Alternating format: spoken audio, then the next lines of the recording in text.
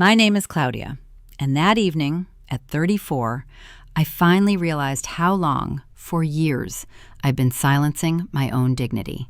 For what? For the ghost of family well-being that my toxic relatives had trampled into dust. The guests had already begun to whisper. The candles on the banquet table were burning low, and my older sister, Sylvia, still hadn't appeared. And then, more than an hour later than planned, the living room door swung open. She walked in, without a single "excuse me," without a glance at the assembled relatives. She passed me by, the rustle of her new designer dress, the dress I'd paid for, sounding like a mockery. A crumpled package wrapped in cheap paper dangled from her manicured hand. She didn't even look in my direction. Her gaze, cold and appraising, slid across the room and fell on my 9-year-old son. He stood by the Christmas tree, holding his breath, awaiting a gift from his beloved aunt. And do you know what she did? She didn't come over. She didn't smile. She didn't kneel down to hug him.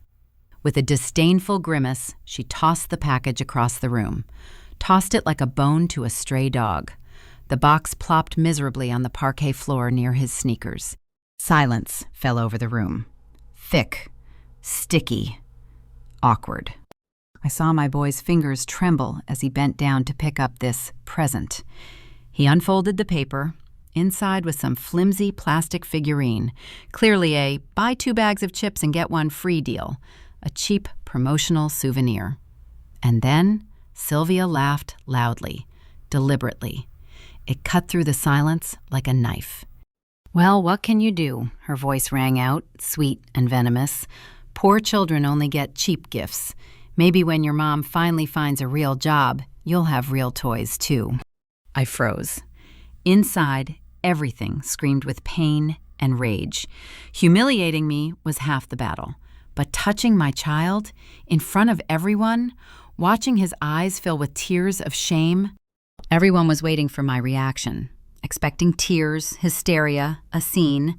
That's what Sylvia wanted too, to feed off my emotions, to play out her eternal drama. But I didn't. Instead, calmly, with an icy calm that surprised even me, I opened my purse. I took out my phone. I didn't take my eyes off her smug, victorious face. My finger found the banking app icon, the very same one that had been the financial umbilical cord that had supported her lifestyle for 6 years. Her designer dresses, her designer bags, her dinners at expensive restaurants, all of it was linked to my credit card, where she was listed as an authorized user. I entered my password, coldly, without a single mistake. I opened the cards section. Her name blazed brightly on the list, and next to it, a small, red, tempting button. Delete user. I clicked it without a shadow of a doubt. The app asked, "Are you sure? All privileges will be revoked immediately." I was confident. More than ever, I confirmed the action. And literally 10 seconds later, a sharp, vibrating notification sounded from her luxurious bag. At first, she reached for her phone, looking like a queen checking her messages. But her face changed. The audacity slipped like a mask, revealing first bewilderment, then pure animal panic. She stared at the screen where a bright spot glowed from the bank, card blocked by account holder. Her eyes, wide with horror, darted from the phone to me. They read one thing. You didn't dare." Oh, I dared. And that was only the beginning. Just then, my father crashed into the space between us like an enraged bull. His usually pale face was flushed with crimson rage. He grabbed my wrist, roughly, possessively, the way he used to do as a child when I was 5 and behaved inappropriately. "Enough, Claudia," he hissed, squeezing my hand so hard the bones cracked. "Stop this circus. Keep the peace in the family. Don't you dare ruin Christmas because of some stupid joke." Those words, that eternal, broken record of my childhood. Keep the peace. What did that even mean? It meant swallow the insult, endure, give in, freeze, so that everyone else would be calm and comfortable. I pulled my hand away. abruptly, with a force that made him recoil, surprised.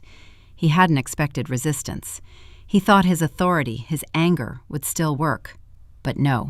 I raised the phone higher and turned the screen toward my relatives, those same aunts, uncles, and cousins who all these years had sighed condescendingly, "Oh, poor Sylvia, she was so unlucky," and pretended not to notice her new shoes while I wore the same coat for 3 winters in a row. "Do you want to know where my hard-earned, as you say, money went?" My voice sounded surprisingly even and loud. He rushed through the room, leaving no room for misunderstanding. "Want to see these hard times? Please." I opened the transaction history and began to read. Clearly, precisely, like a death sentence. December 5th, Oasis Spa, $400. December 10th, Boutique on Madison Avenue, $2,500 for a bag. December 23rd, Le Bernard Restaurant, $600 for dinner for one. I paused, letting each number sink in. The room was deathly silent. In this month alone, she drained $4,500 from my account, my money. And to my son, my voice wavered, but I pulled myself together. To my son, her nephew, she contemptuously tossed a $5 piece of plastic trash. The whisper that swept through the room was different. It conveyed not sympathy for Sylvia, but shock and disgust. Sylvia sat up as if struck by an electric shock, but not from shame. Oh no, her face was filled with furious, genuine anger. She'd been caught, put on display for all to see, and it was destroying her. She took a step forward, raising her chin high. Her voice rang with hysterical notes. "I needed it, for my reputation, for my connections. You don't understand how the world works. You have all this money, and yet you act like a miser. Why are you so greedy?" Her question hung in the air, thick and absurd, like the smell of rotten fruit. Explaining anything to someone who considered stealing from her sister a justifiable investment in her image was like arguing with a wall. I simply turned away. My eyes met Vincent's, my husband's. He was already at the exit. He held Levi's winter coat in his hands. He silently, decisively helped him button it. There wasn't a hint of surprise in his gaze, only quiet, strong support and weariness, endless weariness from all of this. I walked toward them, across the hall through the heavy, condemning gazes of some and the confused ones of others. We walked out into the cold winter evening, leaving the growing chaos behind us through the double doors. The last thing I heard before the door slammed shut was Sylvia's shrill, unhinged voice. "Give me back my card. You have no right. This is robbery." The sound of her voice, fading behind the thick door, became the first quiet place, the first breath of peace in many, many years. 20 minutes later, the only sound in our car was the monotonous hum of the heater, desperately fighting the Ohio cold. The silence was heavy, thick, saturated with pain, which we were still chewing like bitter food. Vincent drove silently, his gaze fixed on the snowy road. He reached back and placed his large, warm palm on Levi's knee, just squeezed, wordlessly. The gesture said more than any phrase. "I'm here. We're together." My boy sat, his forehead pressed against the cold glass. In his small hand, clutching that same pitiful figure, a whole child's universe of resentment and misunderstanding was written. For what? "Don't listen to her, son," Vincent said quietly but firmly. His voice was an anchor in this sea of injustice. "That toy, it says everything about her and nothing about you. You are valuable, on your own. Do you understand?" Levi nodded slowly, his eyes fixed on the flashing lights outside the window. But in the rearview mirror, I saw a single treacherous tear roll down his cheek, illuminated by the neon lights of the gas station. That tear pierced me like a hot knife, and behind it came a cascade of memories, images I'd been pushing away for years. I closed my eyes, and I was transported back 6 years. That rainy evening. The doorbell rang. Sylvia was there, with 2 enormous Louis Vuitton suitcases, where from, and streams of perfectly painted tears. "He's gone, Claudia. He abandoned me. I have nothing." And an hour later, my parents were in my living room. My mother, holding my hands in her cold palms, looked at me pleadingly. "She's our blood, Claudia. She's so fragile right now, so vulnerable. The world will break her. We, the family, must stick together. Help her, darling. This won't last long." My father paced the room, mumbling about family honor and how our people aren't abandoned. They coaxed, pressured, played on my guilt, and I, fool that I am, fell for it. I agreed to get her a credit card. "Only for emergencies," I said then, looking her straight in the eye. "For gas, for groceries, until you get back on your feet." Of course, little sister," she nodded, sobbing. "I'm not some kind of beast. I understand everything. I will act extremely responsibly." How wrong I was then. I agreed, because I wanted to be that good daughter, a savior, a peacemaker, the cement that holds together the cracked family cup. I so desperately wanted to hear from them. "Well done, Claudia. We're proud of you." The first few months, everything was bearable. Small checks for gas, for groceries. I paid them without question, even with a warm feeling. I was helping. I was needed. But appetite, as they say, comes with eating. Transactions quickly began to shift. It was as if someone had flipped a switch in her head from survival mode to permissive mode. A $50 grocery bill magically turned into a $200 dinner at a trendy bistro, and a tank of gas into a weekend getaway to an expensive spa resort. And every time I had the courage to stutter, "Mom, Dad, did you see what she bought?" they immediately pounced on me. "Leave her alone, Claudia. Don't be so petty," Mom moaned. "She's finally smiling again. Can't you see how happy she is?" And Dad gave me a heavy, withering look. "Do you want her to fall into depression again? Money comes with time, but family is one." And I gave in. I allowed this absurd manipulation to continue, because the thirst for their approval, their love, was stronger in me than my instinct for self-preservation, stronger than the voice of reason. I turned to Vincent in the dim light of the salon. The words I'd been suppressing for years burst out, burning my throat. I sincerely believed that if I paid, I whispered, they would finally see me, not as a wallet, but as a daughter, as a sister, as a person worthy of respect. I bought their love, Vince, and all I bought was the right to be their cash cow. My voice broke on the last word. The stupidity, the realization of which had been gnawing at me from within for years, fell upon me with all its weight. Thousands of dollars. On bags, on spas, on her endless depressives. And for my son Levi, she couldn't even find $10 for a decent gift, just to avoid humiliating him. Vincent leaned over the console. His large, warm hand covered my cold one and squeezed it so tightly that the pain brought me back to reality. "They don't love you, Claudia," he said quietly, but so clearly that every word was driven home like a nail. "They love what you give, your account, your submission. Today, that ends." It was harsh, painful, but it was like clean, icy air after suffocation. It dispelled the fog of self-delusion I'd lived in for over 5 years. I looked at him, then turned to the back seat. Levi had finally fallen asleep, slumped against the glass, exhausted by tears and resentment. His cheek was still damp. And at that very moment, looking at his sleeping face, I swore to myself, not a cent. Not a single cent more than Sylvia, and not a penny more than my parents, who had covered up her 6-year robbery. The drive home that evening seemed endless, but for the first time in years, I felt I wasn't going back to the past. I was going to the future. My future. 2 days after that Christmas nightmare, my phone blew up with a notification. It was from Jessica, my best friend. I opened it, and my stomach went cold. "Claudia, did you see this? Look at it now." A screenshot was attached to the message. A long, wordy Facebook post.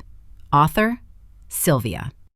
I started reading, and my stomach churned. She was playing out a whole soap opera. She portrayed herself as a poor, struggling single mother, betrayed and abandoned by her millionaire sister on Christmas Eve. In her version, I was a cold, envious bitch who had cut her off from her livelihood out of pure malice because she couldn't come to terms with her bright soul and freedom. I scrolled through the comments. Dozens, hundreds of people, our mutual acquaintances, and even strangers, were already flooding her with support. "You're so strong. Darling, hang in there.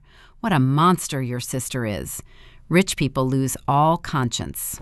The lies were so detailed, so talented in their vileness, that for a second I even felt a kind of eerie admiration. If only I hadn't realized that this theater was destroying my reputation in one fell swoop. I didn't even have time to finish reading the post before my phone rang. On the screen was a name that now made my jaw ache, Sylvia. I looked up. Vincent was sitting across from me at the kitchen table, his face tense. I silently showed him the screen.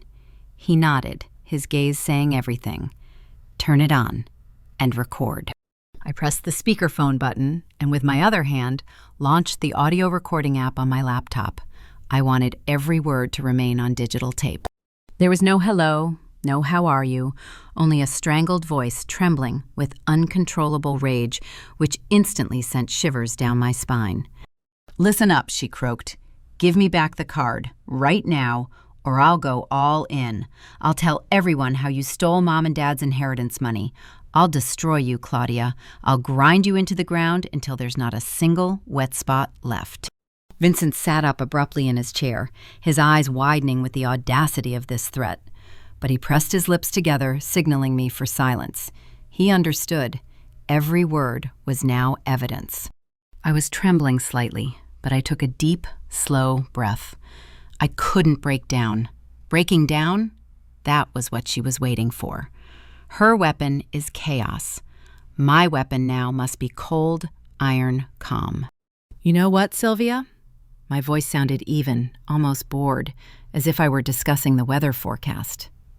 "Right. Tell your story. I have 6 years of bank statements, 6 years with every single emergency of yours spelled out in black and white, from your manicure to your luxury hotel stay. Do you think forensic experts will look at this and see a victim? They'll see a parasite. In detail." A dead silence fell on the other end of the line. The same silence that comes when someone suddenly becomes ill. She understood everything. She understood that I wasn't bluffing, that I had numbers, not emotions, papers, evidence. I hung up without waiting for her shriek in response. I saved the conversation in a special folder on the cloud. She called it simply evidence, blackmail. Vincent leaned back in his chair, his face serious, his gaze strategic. "That's it, Claudia," he said quietly but firmly. "This isn't even a family squabble. This is extortion and slander now. I need a lawyer. Now." I nodded. My heart was pounding, but a strange clarity settled over my head. She had crossed the line herself, declared a war to the death, and with that, she gave me the right to defend myself by any means necessary. We spent the rest of the evening at the kitchen table assembling our fortress, screenshots of posts, transaction printouts, notes. It was a bitter but cathartic feeling, bringing all this dirt into the light and organizing it. She had wanted to destroy me with lies, and I was going to bury her with the truth. It seemed we had earned a peaceful New Year's Eve, just us, our little family, me, Vincent, and Levi. No champagne and toxic toasts, no obligatory visits, just silence, the lights, and the feeling that we'd finally exhaled. And that silence was shattered by a sharp, aggressive knock on the door. Not the doorbell, a knock, heavy, insistent, angry. My heart sank. I knew who it was. I knew it even before I went to the peephole. I swung open the heavy oak door. My parents stood there. They looked as if they'd aged 10 years in a week. My mother, pale, shivering in her light autumn coat, even though it was freezing outside. My father's face, a familiar, age-worn mask of helpless rage. They didn't even say hello.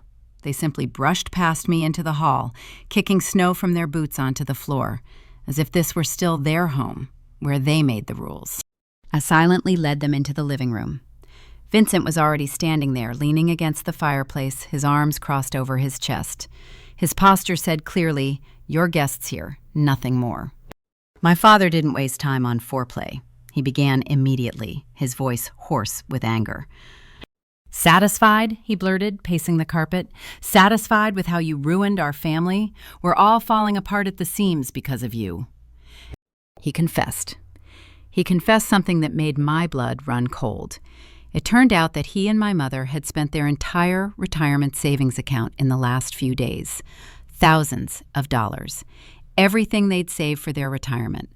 "She says she's starving, Claudia," Mom screamed, wringing her hands in her lap. "That they'll cut off her power, that she can't afford food. She's threatening to leave, to abandon us, if we don't help." I looked at them, filled with a wild, bitter mixture of pity and rage. They'd given all their money to a woman who came to Christmas in a 2,000 ruble dress, who had never known true hunger in her life. And now, when their own well has been drained dry, they've come to me, to demand that the floodgates be opened again. My father stopped right in front of me, his finger, shaking with helplessness, pointed at me. "Here's what you'll do," he hissed. "You'll pay her credit card bill. It's $15,000 now. The card is in your name, so pay it. It's your debt, a debt to your family. Just pay it, and all this will be over." The audacity of his request hung in the air so thick it was choking. For a second, I was dizzy. $15,000 for 1 month. And he stood here in my house demanding that I foot the bill for her shopping spree, that I quietly, without further ado, swallow the cost of her monstrous selfishness so that his favorite wouldn't have to feel even an ounce of responsibility. I looked at this man, my father, and suddenly realized with icy clarity, for him, I've always been expendable. A buffer, a scapegoat. His only goal is to shield Sylvia from the slightest discomfort, even if it means throwing me under the wheels of her debts. I took a step forward. My voice chilled the air in the room. "I'll handle my bank obligations. That's my business. But she won't get another cent from me, not for her rent, not for her gas, and certainly not for her new shoes. Never. And do you know why she turned into this monster? Because you spent your whole life standing next to her with a shovel, burying her every mistake. You raised a parasite, and now you're surprised she's eating your own flesh." My mother made a sound, something between a sob and a shriek, as if she'd been stabbed. She looked up at me with a tear-stained, swollen face. There was no understanding in her eyes, only accusation, a dull, blind accusation. "How can you?" she wailed. "She has nothing left. She'll lose her car. Do you want her to end up on the street?" Her appeal for pity bounced off me like peas off a wall. "A car?" I asked, my calm more frightening than a scream. "That same luxury car, the symbol of her status? She's afraid of losing it not because she won't have the money to pay for it, but because without this facade, she'll have to look in the mirror and see who she really is, a mediocre, lazy, and cruel soul." At that moment, I understood everything completely. My parents weren't victims. They were accomplices, willing hostages to her dramas, hooked on this toxic adrenaline. I walked through the living room to the front door. I flung it open. Icy air rushed into the warm hallway. "She's losing the car because she doesn't want to work, and you're losing your daughter because you don't want to see the truth. That's it. This conversation is over. Go away." My father froze, his face contorted in rage. He was about to shout something, but his gaze met Vincent's. My husband didn't say a word. He simply stood there, like a rock, and his eyes held such a protective zeal, such unwavering strength, that my father deflated. He looked away helplessly. They trudged out the door, muttering something under their breath about my callousness and ingratitude. I slammed the door, sharply, firmly. I turned the heavy bolt. It clicked dully and decisively, like a coffin lid slamming shut. I turned to my family, to Vincent, to Levi, who looked at me with wide but now calmer eyes. I had just cut the last thin, rotten thread. The new year began with a small circle, but at least it was ours, a real one, built not on duty and manipulation, but on love. The silence of my office, that precious, focused silence of a high floor in the city center, was shattered by screams. Obscene, wild, echoing off the glass and polished marble. I was just immersed in a report when it started, somewhere by the elevators. Our space was usually filled with the soft hum of civilization, keyboards, printers, subdued project discussions. My stomach instinctively clenched. That voice, I recognized it from the first sound, the same one that had ruined Christmas. I looked up through the glass wall of my office, and I was stunned. Sylvia was rushing past the security desk, sweeping everything in her path. But this wasn't the same Sylvia, not the well-groomed, cold doll in a designer dress. This was her eerie, peeling reflection. Her hair, pulled back into an unkempt bun, stuck out in all directions. Her face was gray, with huge purple half-moons under her eyes. She was wearing some rumpled sweatpants and a dirty coat. The shock was so intense that for a second, I was speechless. Just a week. Just a week without my money, and the facade she'd so carefully constructed crumbled like a house of cards. She flew to the reception desk, and my assistants recoiled in horror. She slammed her palms down on the counter so hard that a glass with its handles bounced and toppled. Then her gaze, wild and darting, pierced the open space and pierced me, my office. She pointed a shaking, dirty finger right at me, and her voice, hoarse with hatred, boomed, echoing throughout the entire floor. "There she is, the thief! My own sister stole all my money, left me to starve. Come out, Claudia. Come out and look me in the eye, you bitch." Every head in the open space turned in my direction.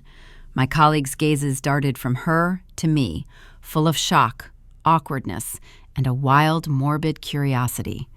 The words she'd poured on my reputation hung in the air like a toxic fog. In the past, 5 years ago, I would have rushed to her. I would have started making excuses, screaming, trying to explain to everyone around me that it wasn't true. And that's exactly what she wanted, a public drama where she was the hapless victim and I was the hysterical tyrant. But I didn't move. I deliberately, slowly, with exaggerated calm, turned my chair away from the glass wall. My back was to her hysteria. I picked up the landline on my desk. My hand didn't tremble even a millimeter. I dialed the short, familiar number, building security. "Lobby, Sector A, immediately." "Trespasser," I said in a calm, clear voice into the phone, while Sylvia pounded her fists on the glass outside the window, her face contorted in rage. Security arrived a couple of minutes later, but those 2 minutes were enough for Sylvia to reach a true frenzy. She sobbed, choking on tears, and screamed a new version of her fairy tale at everyone she met. "She stole our parents' pension. She wants me to die on the street. She's a monster." The guards tried to grab her by the elbows and politely lead her out, but she struggled like a wildcat, screaming that she wouldn't leave until I wrote her a check. "Right now, Claudia, the check!" Her shrieks were ear-piercing. The chaos escalated. The head of security, a man with a serious face, took out his walkie-talkie without hesitation. I saw him talking into it. The words "disturbance" and "police" reached me through the glass. 2 uniformed officers appeared in the lobby quickly, with that unhurried yet implacable authority that instantly changes the atmosphere. Their appearance made Sylvia pause for a second, and she switched, instantly. Right before my eyes, the aggressor melted, giving way to a frail, trembling victim. She clutched her chest, her voice thin and whiny. Officers, thank you for coming. It's just a family misunderstanding. My sister, she's withholding my money. I just came to talk. It was at that moment that I stood up. I left the office. Slowly, phone in hand. I approached the officers, nodded, and without a word, played the recording, the same one from the New Year's call. In the silence of the lobby, broken only by her intermittent sobs, her own voice rang out, hoarse, full of hatred and panic. "Give me back the card right now, or I'll tell everyone you stole the inheritance money. I'll destroy you, Claudia." The officers listened. Their faces turned stony. They looked at her, at this disheveled woman invading a private business center, screaming. Then back at the recording. The juxtaposition was damning. One of the officers pulled out handcuffs. The metal glinted in the cold spotlight. "Madam, turn around, hands behind your back." She gasped. The sound was so sincere, so full of horror and disbelief. The cold steel bracelets snapped around her slender, manicured wrists, in front of everyone. My colleagues, my assistants, the security guards. "You are under arrest for trespassing and disorderly conduct." The officer's voice was like an axe, crushing all her hopes. "If you appear here again, you will be immediately arrested. Is that understood?" Sylvia looked up at me, wide-eyed, filled not with rage, but with pure animal betrayal. She couldn't believe I had dared to take the matter to the police, dared to allow myself to be handcuffed. She was led away, past rows of office cubicles where my colleagues now looked at her not with curiosity, but with cold, silent condemnation. The elevator swallowed her, and a strange, heavy feeling descended upon me. Finality. This was the end. My boss, an elderly, wise man, approached and placed his hand on my shoulder. "Claudia," he said quietly, "any legal action you need to take, the company will support you. You did the right thing." At that moment, I understood. She wanted to ruin my career, my reputation, and in the end, she destroyed the last tiny grain of pity I still had for her. She burned it to the ground. 3 weeks, 21 days of absolute deathly silence from her. The office had moved on, and my colleagues had almost forgotten that spectacle in the lobby. But I hadn't. The desperate gleam in her eyes the moment the handcuffs snapped would sometimes surface in my memory. And one such morning, with a cup of strong coffee in hand, I sat down at my desk with a firm intention. The intention of completing my liberation. Not emotionally, that had already happened, but financially, completely. I opened all my banking apps, all my accounts, and began methodically, like a surgeon, going through every recurring payment, every automatic payment. And with each new item, a bitter, chilling disappointment grew within me. I realized with horror how deeply, how imperceptibly, my finances had become intertwined with my parents' lives over the years. How many seemingly small threads I'd paid for without even noticing. I began methodically, like a sapper in a minefield. First, I canceled the premium family cell phone plan, the same one I'd been paying for since my first job. 4 lines, and one of them was unlimited internet for Sylvia, so she could spend her days scrolling through social media instead of looking for a job. Then came the comprehensive insurance policies on my parents' cars. I'd been paying for them for years, even though their pensions had always been enough to cover them. It was my help, which had long since turned into their silent expectation. Then I delved into the little details, which, as it turned out, added up to a huge sum. Family accounts on Netflix, Amazon Prime, music services. All the things Sylvia used curled up on the couch with yet another batch of TV shows, while I hunched over in the office. Every click of the cancel subscription button reverberated through me with a strange physical sensation. It was as if heavy, invisible chains that had been digging into my skin for years were being lifted from my shoulders. A decade of debt, a decade of silent exploitation.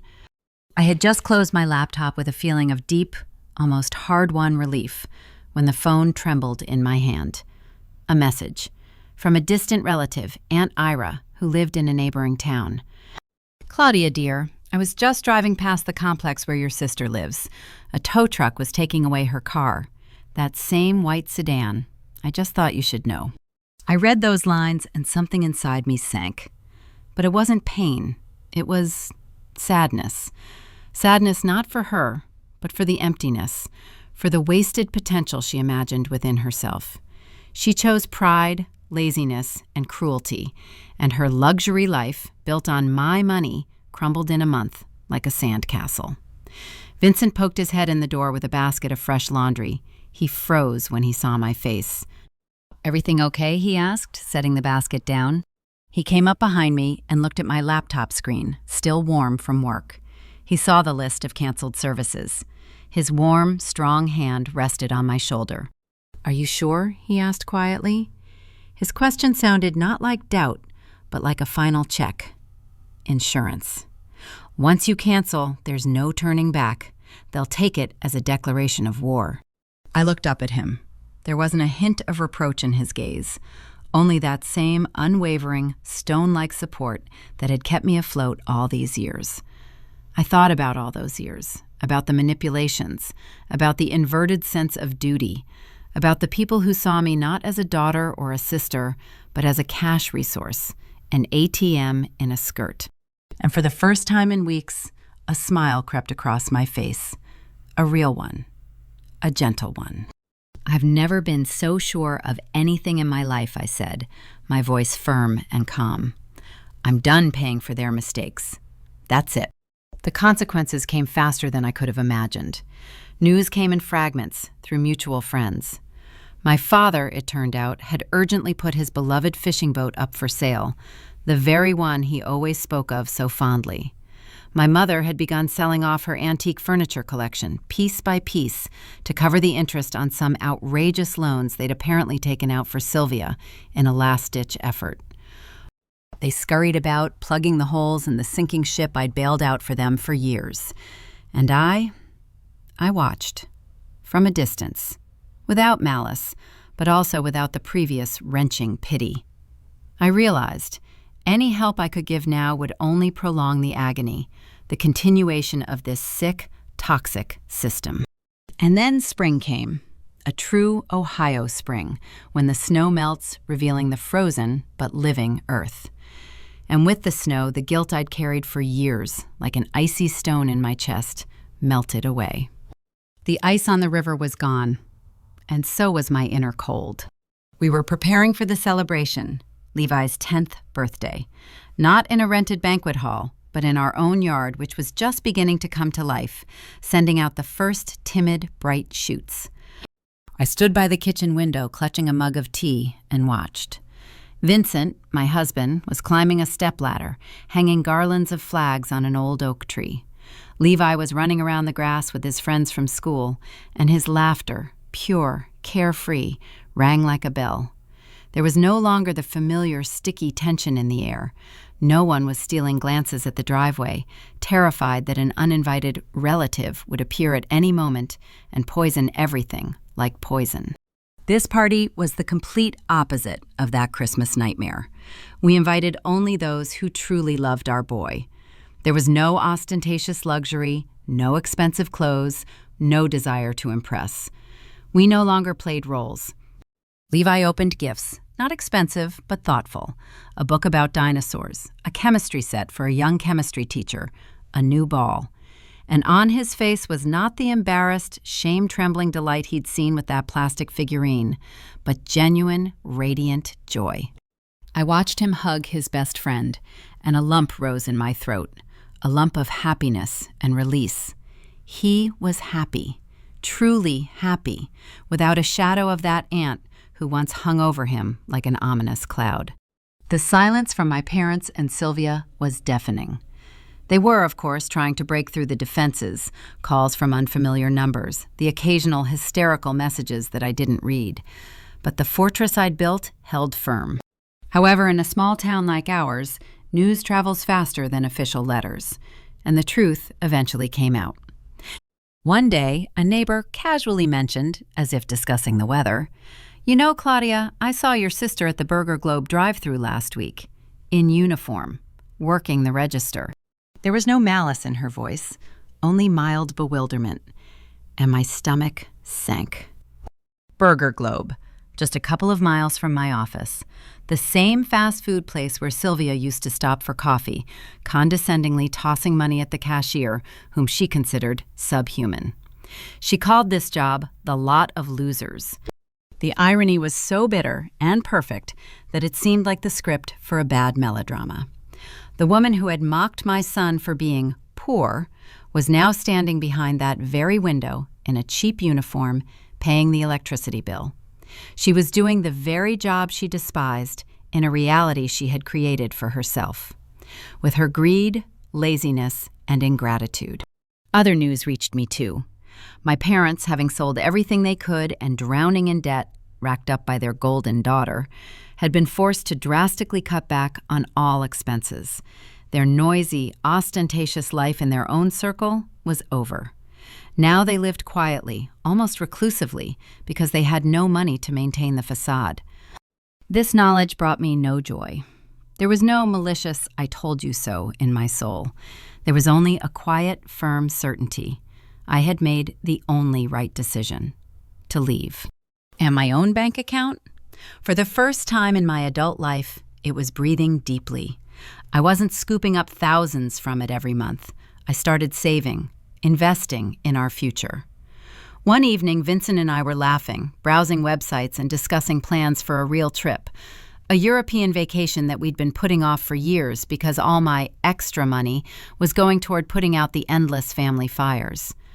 And the greatest gift I gave myself was the realization I'm not responsible for those who stubbornly choose to drown. My job is to row my boat to shore. And that shore was becoming increasingly clear. I took a last sip of tea, looked out the window one last time. Levi, surrounded by loyal friends, was blowing out the candles on the cake. His face glowed with absolute, unclouded happiness. I put my mug down and walked out the back door to join my family. The air smelled of grass and hope. My heart was light, and my conscience was as clear as this spring sky. One chapter of my life, riddled with a sense of duty, guilt, and fear, was finally closed.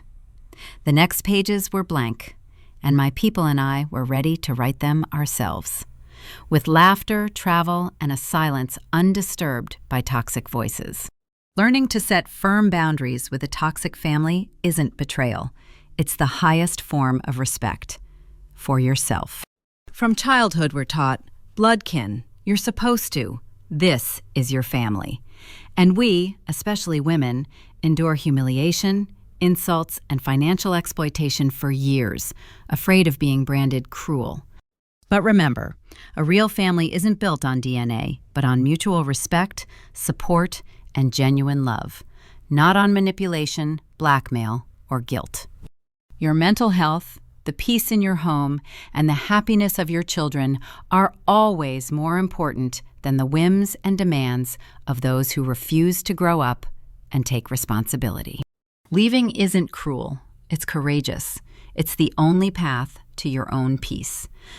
Thank you, my dears, for being with me until the end of this long story.